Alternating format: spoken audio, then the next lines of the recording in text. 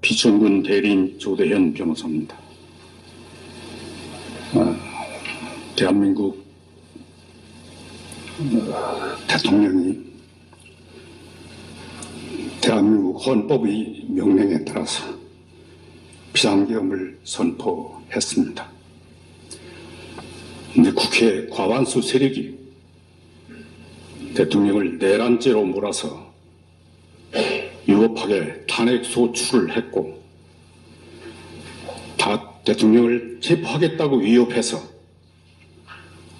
헌법재판소의 첫째 변론기일에 출석하지 못하셨고, 또 자진 출석한 대통령을 구치소에 수감해서 오늘 두 번째 변론기일에도 출석하지 못했습니다. 그래서 비정부인을 대신해서 저희 대리인 3명이 탄핵 청구 이유에 대해서 답변하고자 합니다. 먼저 제가 이 탄핵 사건, 이 탄핵 심판 청구는 부적법하다는 점을 4가지 사용한 말씀드리겠습니다. 첫째로, 국회에서 1차 부결된 탄핵 소추를 재차 의결한 것은 헌법에 위반됩니다. 대통령이 2024년 12월 3일 23시30으로 비상계엄을 선포했는데, 국회가 2시간 후에 비상계엄 해제 요구를 의결했습니다. 그래서 심야에 대통령이 국무회의를 소집해서 다음날 6시간 40분 만에 비상계엄을 해제했습니다.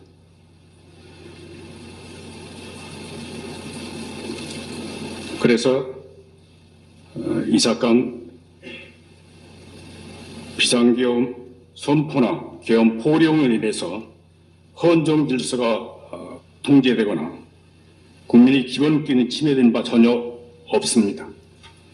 그런데도 국회 과반수 의석을 차지하는 야당 국회의원들이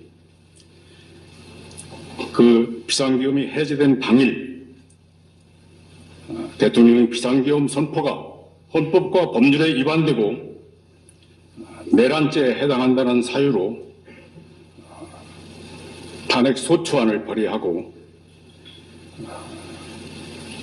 탄핵 사유에 대해서 조사하지도 아니한 채 12월 7일 찬반 투표를 실시해서 195인이 투표에 참여했는데, 탄핵소추 가결에 필요한 200인 이상이 참석하지 않았다고 해서 표결 불성립이라고 선언했습니다. 그러나 국회의원 5분의 1 이상이 출석해서 본회의가 적법하게 개의되었고, 대통령 탄핵소추안이 적법하게 상정되었고, 찬반 표결까지 이루어졌는데, 그 가결 종족수에 미달된다고 해서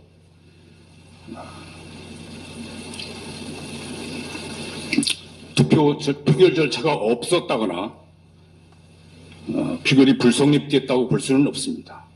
오히려 200인 이상의 찬성을 얻지 못했기 때문에 부결된 것입니다. 국회의장이 그걸 부결 선포를 하지 않고 표결 불성립이라고 선언했다고 해서 이미 탄핵 소추안에 대해서 표결한 사실, 그리고 가결 종속수에 미달된 사실, 그래서 그 탄핵 소추안이 부결된 사실은 부정할 수 없는 것입니다.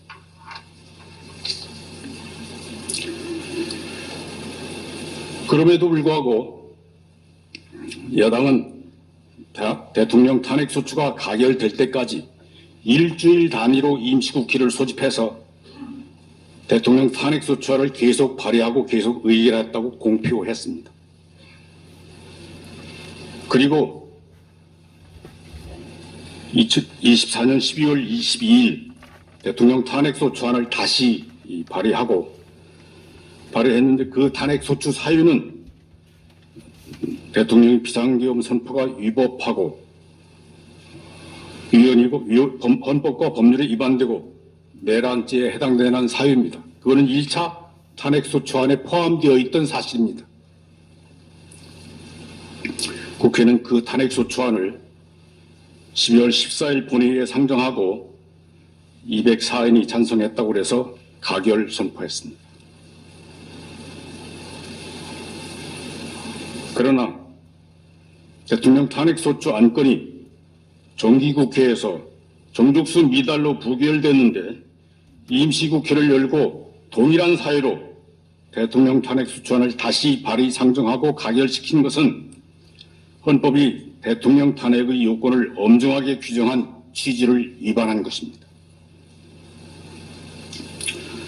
헌법 65조는 고위공직자가 헌법이나 법률을 위반한 경우에 국회의 탄핵소추와 헌법의 탄핵심판으로 파면할 수 있게 하면서 국회가 탄핵의 소추를 의결하면 헌법재판소의 탄핵심판이 선고될 때까지 그 공무원의 직무를 정지시키고 있습니다.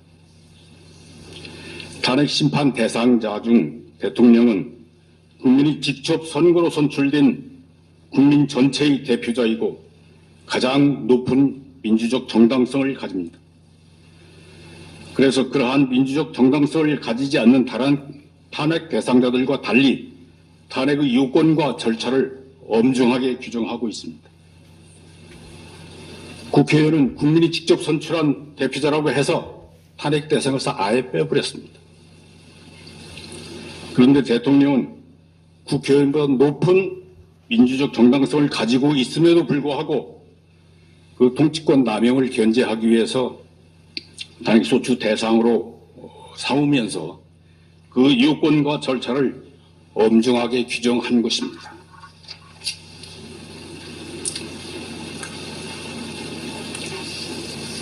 헌법 65조가 대통령 탄핵소추를 하기 위해서는 국회 재적의원 과반수의 발의하고 국회 재적의원 3분의 2 이상의 찬성을 얻어야 한다고 규정하고 있고 헌법 113조는 탄핵 결정은 헌법재판관 6인 이상의 찬성을 얻어야 한다고 규정하고 있습니다.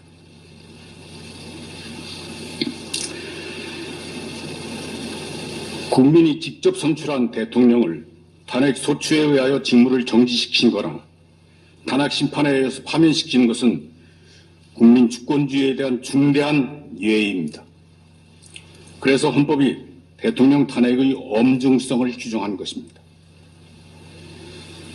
헌법재판소는 2004년 5월 14일 결정에서 대통령 탄핵의 엄중성에 비추어서 대통령이 헌법이나 법률에 위반한 사유도 엄중해야 한다고 판결한 바 있습니다.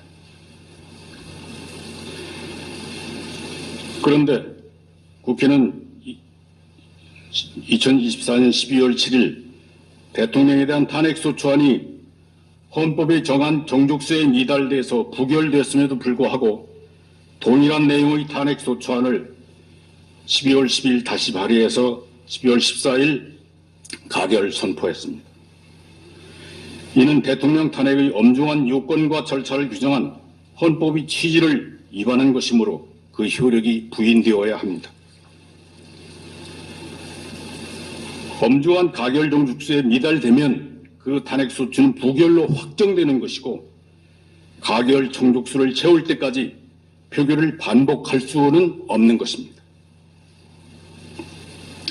헌법재판소의 탄핵심판은 헌법재판관 6인 이상의 찬성을 얻어야 되는데 6인 이상의 찬성을 얻지 못하고 5분만 찬성했다고 해서 나머지 1인을 더 설득한 뒤에 일주일 뒤에 다시 평의해서 6인이 찬성으로 탄핵심판을 결정할 수는 없는 것 아닙니까? 국회가 대통령 탄핵소추안에 대한 1차 표결은 정기국회에서 했고 2차 표결은 임시국회에서 해서 회기를 달리하기 때문에 국회법이 정한 일사부재의 금지는 위반하지 않았다고 하더라도 부결된 탄핵소추를 다시 재의결한 것은 대통령 탄핵의 엄중한 요건과 절차를 규정한 헌법을 위반했고 그 위헌성은 부정할 수 없는 것입니다. 둘째로 탄핵 심판 대상에서 내란죄 부분을 빼면 탄핵소추 의결의 종족수도 무너집니다. 국회가 2024년 12월 14일 가결한 탄핵소추 사유는 대통령의 비상계엄 선포가 헌법과 법률에 위반되고 형법상 내란죄를 구성한다는 것이었습니다. 대통령이 내란죄 수기라 해서 국회의원 204인이 탄핵소추에 찬성한 것입니다.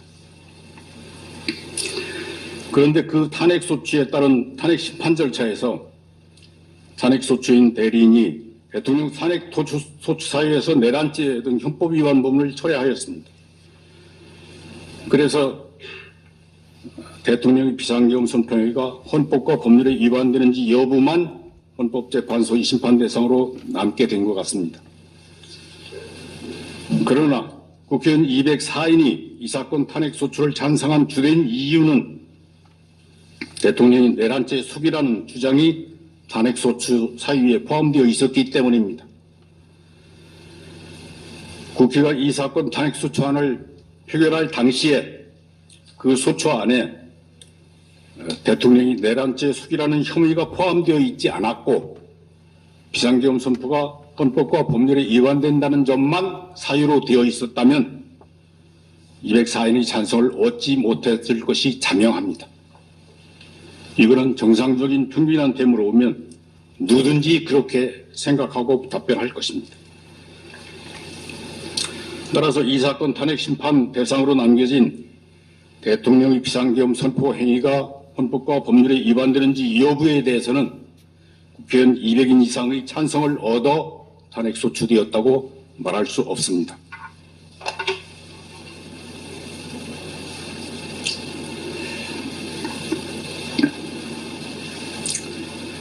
그리고 국회가 이제 다시 대통령 내란죄 수기라는 혐의를 빼고 대통령의 비상계엄 선포의 행위가 헌법과 법률에 위반되는 사유만 탄핵소추 사유로 삼아서 다시 표결해서 200인 이상 찬성을 얻는다고 하더라도 그에 따라서 새로운 탄핵 심판 절차가 진행된 것은 변론으로 하고 이미 부적법화된 이 사건 탄핵소추가 적법화될 수는 없는 것입니다. 따라서 이 사건 탄핵소추는 각하되어야 합니다. 셋째로 비상계엄 선포의 위헌 위법 여부는 사법심사의 대상이 아닙니다. 대한민국의 대통령은 주권자 국민이 직접 선거에 의해 선출되고 국가 원수와 행정수반의 지위를 가지며 자유민주주의 헌법을 수호하고 국가와 국민의 안전을 보위할 책무를 집니다. 이러한 중차대한 책무를 온전히 수행할 수 있게 하기 위해서 우리 헌법은 대통령에게 국군 통수권, 긴급명령권과 계엄선포권 등 비상대권을 수여하고 재직 중 면직 특권으로 보호하고 있습니다. 헌법이 규정한 비상대권은 국가의 헌법을 수호하고 국가를 위기에서 구하라는 헌법의 명령입니다.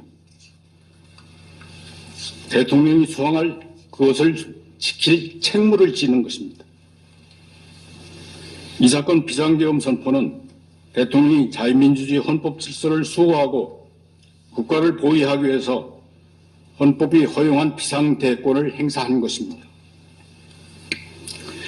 국내 국외의 공산주의 좌익 세력이 대한민국 선거의 부정을 획책해서 국회의 과반수 권력을 탈취하고 그 과반수 권력을 자의적으로 휘둘러서 국회의 입법권과 탄핵소추권, 예산심의권을 남용해서 국가 기능을 마비시키고 자유민주주의 헌법 질서를 붕괴시켰습니다. 그래서 대통령이 이러한 국가 비상사태라고 판단하고 자유민주주의 헌법 질서를 회복시키기 위해서 헌법에 따라 비상대권을 행사한 것입니다. 대통령은 국내 국외의 모든 정보를 종합해서 자유민주주의 헌정질서가 붕괴될 위험성이 매우 큰 비상사태라고 판단했고 이를 해결할 통상적인 수단이 없다고 판단해서 이 사건 비상계엄을 선포한 것입니다. 그러한 고도의 통치 행위, 위헌 위법 여부는 사법부의 심사 대상이 되지 않는 것입니다. 국가 비상사태인지 여부, 국가 비상사태를 해결하기 위해서 비상계엄이 필요한지 여부, 이거는 국가 원수로서 국내 국외의 모든 정보를 가장 잘 아는 대통령이 가장 정확하게 판단할 수 있고 국회나 법원이나 헌법재판소는 그것을 심판할 정보도 없고 능력도 없습니다.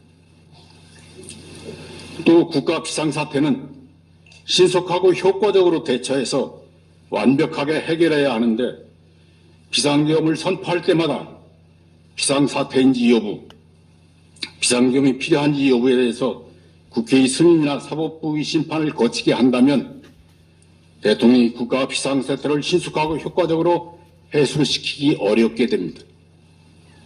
대통령이 헌법을 수호하고 국가를 보호해야 할 책무를 제대로 수행할 수 없게 됩니다. 그래서 헌법은 대통령이 비상대권 행사에 대하여 다른 국가기관의 사전 통제를 인정하지 않고 사후 통제 수단만 규정하고 있습니다. 긴급명령에 대해서는 국회의 사후 승인을 얻도록 규정하고 있고 비상계엄에 대해서는 국회의 제적 과반수 의결로 그 해제를 요구할 수 있다고 규정하고 있습니다. 비상계엄의 필요성이 해소되었는데도 비상계엄이 유지되고 있는 경우에 국회가 통제할 수 있도록 규정한 것입니다. 그런데 국회의 과반수 권력은 비상계엄이 선포되자마자 본회의를 열고 비상계엄의 사유나 필요성 여부에 대해 조사하지도 않고 비상계엄이 선포된 후 2시간 만에 비상계엄의 해제 요구를 의결했습니다.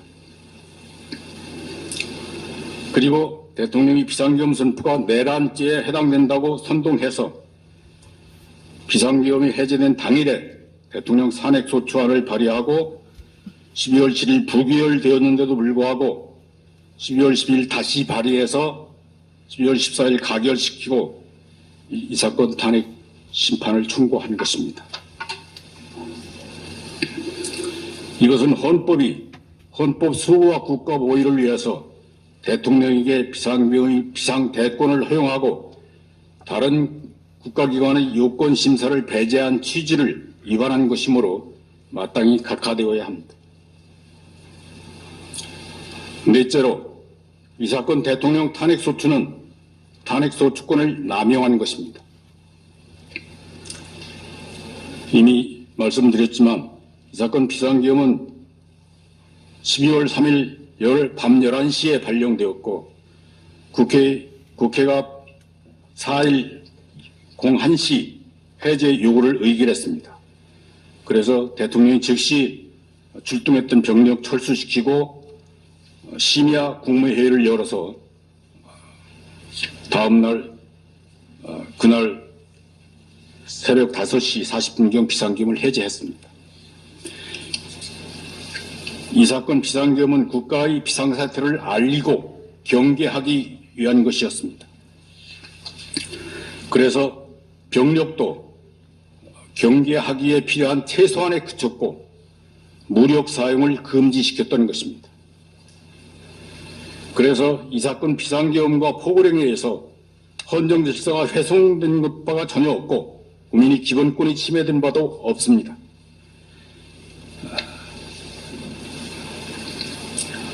비상계엄 선포 6시간 40분 만에 비상계엄이 해제됐고 비상계엄 이전의 상태로 돌아갔습니다. 그래서 헌정질서를 회복시키려는 필요성이 없었습니다. 국회가 이 사건 탄핵소추안을 상정하고 표결할 당시에는 헌법질서의 침해도 없었고 헌정질서를 회복시킬 필요도 없었습니다. 이 사건 탄핵소추는 헌법을 수호하기 위한 것이 아니라 국민이 직접 선거로 선출된 대통령을 그 직에서 끌어내리기 위한 것입니다. 국회의 과반수 권력을 활용해서 대통령의 지위를 탈취하기 위한 것입니다. 국회의원은 국민의 대표자이기 때문에 국민의 뜻을 존중해야 하는데 국회 제적 과반수를 차지한 야당은 국가 국민을 위해서 활동하지 않았고 정권 탈취를 위해서 온갖 수단 방법을 동원했습니다. 윤석열 대통령이 당선되자 국민의 주권 행사인 선거 결과에 승복하지 않고 국민이 직접 선출한 대통령의 지위와 권한을 존중하지 않고 대통령 취임 전부터 지금까지 200여 차례에 가까운 대통령 퇴진을 요구하는 집회를 열어서 선동했습니다. 수시로 대통령을 탄핵시키겠다고 위협했습니다.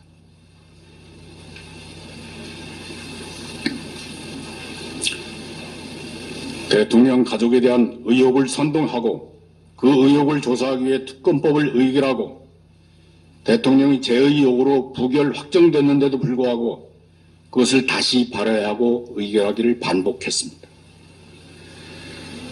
헌법이 입법권 남용을 통제하기 위해서 대통령에게 법률안 제의 요구권을 부여하고 제의 가결 요건을 엄중하게 규정해서 엄중한 요건을 채우지 못하면 부결 확정되게 한 것인데 그러한 헌법의 취지를 위반하면서 대통령의 지위를 흔들고 모욕했습니다. 그리고 국회의 과반수 권력으로 대통령의 직무 수행을 방해하였습니다. 임명권 행사를 방해했고 장관과 방통위원장 등 고위 공직자에 대한 탄핵 소추를 남발하여 국가기관의 직무 수행을 정지시켰습니다. 또 야당 인사의 비리나 불법을 조사하는 각 검사와 감사원장을 탄핵 소추해서 적법하고 정당한 수사와 감사 직무를 정지시켰습니다. 그리고 대통령과 검찰청의 활동 예산을 삭감해서 직무 수행을 못하게 했었고 이 사건 탄핵 소추를 의결해서 대통령의 직무까지 정지시켰습니다. 이 사건 탄핵 소추는 헌법 질서나 국법 질서를 수호하기 위한 것이 아니라 대통령이 직무를 정지시키고 끌어내리고 정권을 탈취하려는 목적에서 비롯된 것입니다. 그래서 국회가 탄핵 사유의 전부를 조사하지도 아니한 것이고 내란죄 수괴 혐의를 선동해서 탄핵 소추 의결을 한 다음에 탄핵재판소의 탄핵 심판 절차를 빨리 끝내기 위해서 탄핵 심판 절차에서 내란죄 혐의를 지금 빼겠다고 하는 것입니다.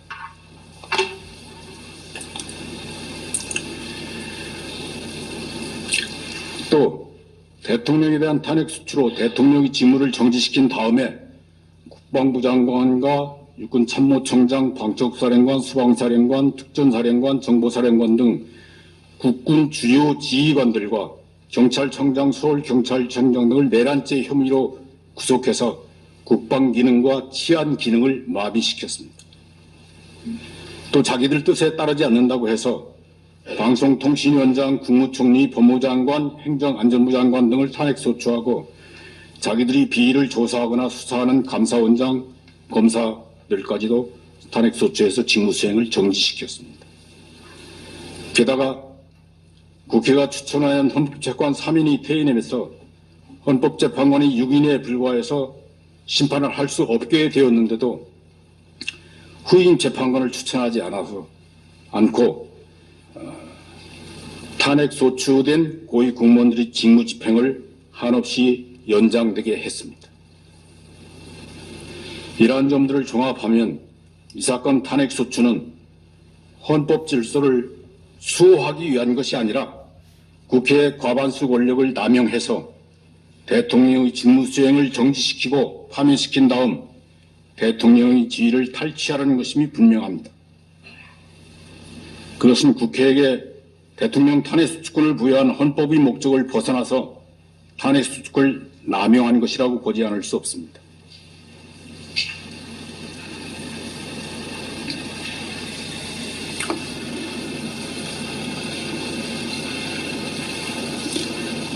대통령이 무너져가는 헌법 질서를 수호하기 위해서 대통령이 최우수단으로 이 사건 비상계엄을 선포했지만 국회의 과반수 권력의 방해로 헌법 질서를 수호하는 책무를 완수할 수 없게 되었습니다.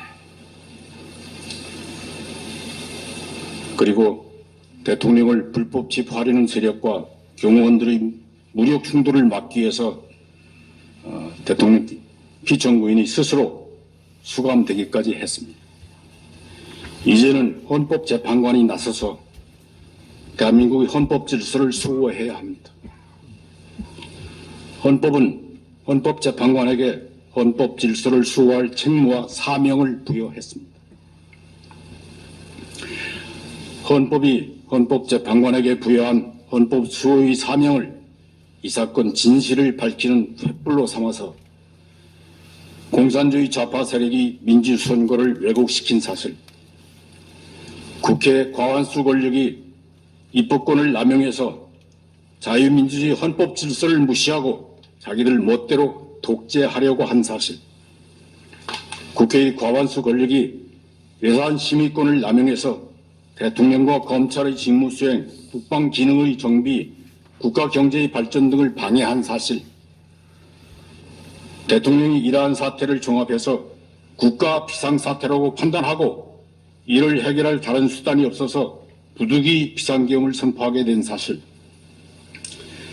국회의 과반수 권력이 대통령의 비상계엄 선포를 내란죄로 선동하고 탄핵소추권을 남용해서 헌법 질서 수호를 방해하고 국가 기능을 마비시킨 사실 등을 정확히 조사하시고 그러한 위기 상황에서 자유민주주의 헌법 질서를 수호해 주시기 바랍니다.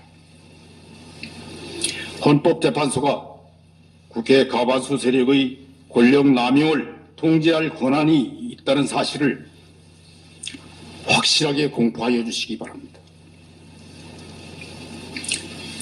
대한민국의 헌법과 국민들이 헌법재판관들의 현명한 심판을 기대하며 열망하고 있음을 잊지 마시기 바랍니다.